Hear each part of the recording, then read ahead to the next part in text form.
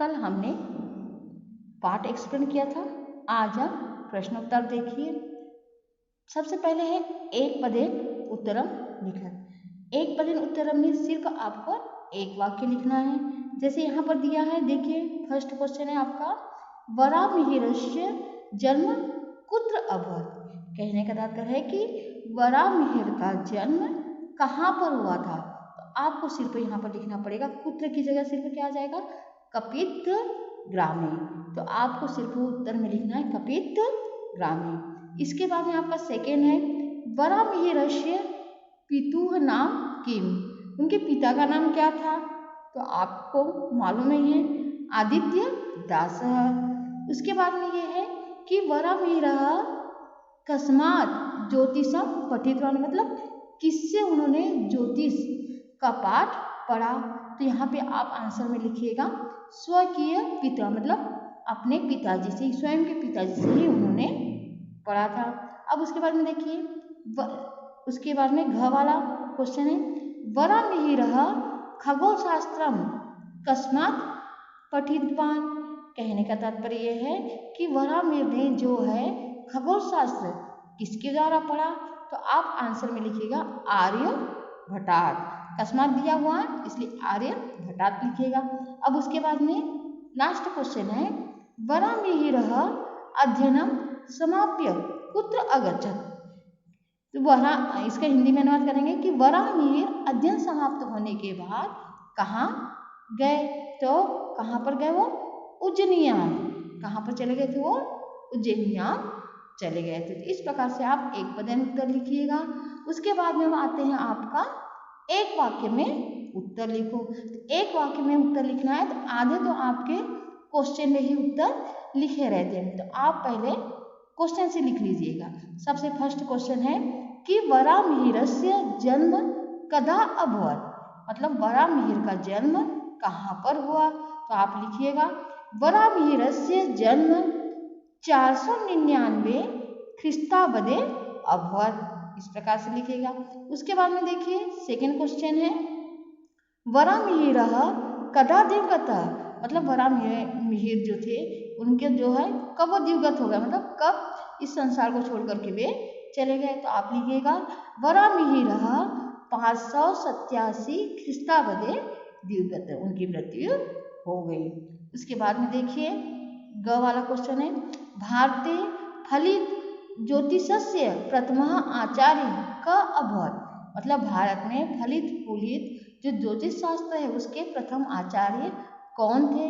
तो आप लिखिएगा भारते फलित ज्योतिषस्य प्रथम आचार्य वरामिहिरः अभवत्। उसके बाद में घ वाला क्वेश्चन है, वरामिहिरेन के ग्रंथः विरचिता, मतलब वरामिहिर ने किस ग्रंथ की रचना की। तो आपको याद रहना चाहिए किस ग्रंथ की रचना की। तो आप लिखिएगा वरामिहिरेन जो है बृहत् संहिताम, बृहत् जातकम और पंचसिद्धिका ग्रंथा विरचिता। इस प्रकार से उन्होंने 3 ग्रंथ लिखे थे। आप उनके नाम लिखिएगा, आपके बुक में भी है ये। फिर उसके बाद में देखिए लास्ट क्वेश्चन है, पादपाः वाल्मीकाश्च किम प्रदर्शयन्ति, उन्होंने किस प्रकार से, मतलब क्या अवलोकन किया, क्या प्रदर्शन किया। तो क्या लिखेंगे आंसर, पादपाः वाल्मीकाश्च अधोभौमिक जल स्थिति प्रदर्शयन्ति, मतलब जो पादप मतलब पौधे और जो दीमक है वो जल की स्थिति को प्रदर्शित करते हैं। तो आप इसे लिखिएगा कि पादपाः वाल्मीकाश्च अधोभौमिक जल स्थिति प्रदर्शयन्ति। तो इस प्रकार से आपको आंसर लिखिएगा। इसके बाद में आप आता है उचित शब्देन रिक्त स्थानम पूरयत। तो रिक्त स्थान में आपको जो है शब्द इनमें से चुन करके आपको लिखना है। वरामिहिरः अध्ययनम समाप्य खालिस्तान आगतः, उज्जैनीम आगतः लिख दीजिएगा। आर्यभट्ट खालिस्तान आसीत्, खगोल शास्त्री आसीत्। बृहत् जातकम नाम ग्रंथ वरामिहिरे विरचित। फिर है कपित ग्राम खालिस्तान निकटे अस्ति, उज्जैनिया निकटे अस्ति। फिर उसके बाद में देखिए गुरुत्वाकर्षणस्य सिद्धांतः खालिस्तान प्रतिपादित, वरामिहिरेण प्रतिपादित। तो इस प्रकार से आप आंसर लिखिएगा। उसके बाद में देखिए उचित योजक मतलब सही जोड़ी बनाइए। सही जोड़ी आपको बनाना है। उज्जैनिया निकटे कपित ग्राम, वरामिहिरस्य जन्म वरामिहिरस्य जन्म कब हो जाएगा? 499 ख्रीस्ताब्दे। आदित्यदासस्य पुत्रः वरामिहिरः। अध्ययनम समाप्य वरामिहिर समागता। कहाँ पर आ गए थे वो?